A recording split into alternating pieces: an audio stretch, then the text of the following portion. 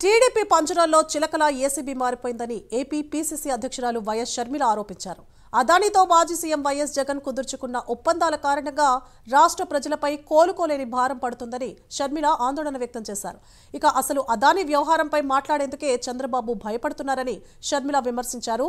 అదాని ఒప్పందాలపై ఏసీబీకి దర్యాప్తు చేసే అధికారం ఉన్నా ఆ పని చేయకుండా టీడీపీ పంజరంలో చిలకల చంద్రబాబు బంధించి ఉంచారని షర్మిల ఘాటు వ్యాఖ్యలు చేశారు. ఏసీబీ చంద్రబాబు గారి పంజరంలో ఉందా? చంద్రబాబు గారు సమాధానం చెప్పాలి.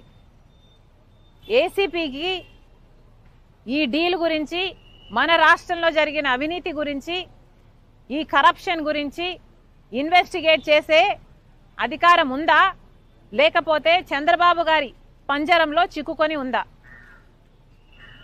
చంద్రబాబు గారు సమాధానం చెప్పాలి. ఏసీబీ కూడా నిరూపణ చేసుకోవాలి. మీది యాంటీ కరప్షన్ బ్యూరో. మరి మీరు కరప్షన్ మీద సుమోటోగా తీసుకొనైనా సరే మీరు ఎంక్వైరీ చేయడానికి వీలు ఉంది. కానీ ఇంతవరకు కూడా ఏ ఒక్క సంస్థ అయినా ఎంక్వైరీ చేస్తాము అని అంటం లేదు. చంద్రబాబు గారు అయితే ఇక దాని గురించి మాట్లాడడం కూడా మానేశారు. మరి ఇప్పుడు చంద్రబాబు గారు సమాధానం చెప్పాలి. ఏసీబీ ఇది పచ్చ కలర్లో ఉంది, అర్థమవుతుందమ్మా? సింబాలిక్గా ఏసీబీ టీడీపీ పంజరంలో ఉందా? ఏసీబీని విడుదల చేయండి. ఏసీబీ ఒక దర్యాప్తు సంస్థ. ఏసీబీ ప్రజల కోసం పనిచేయాలి.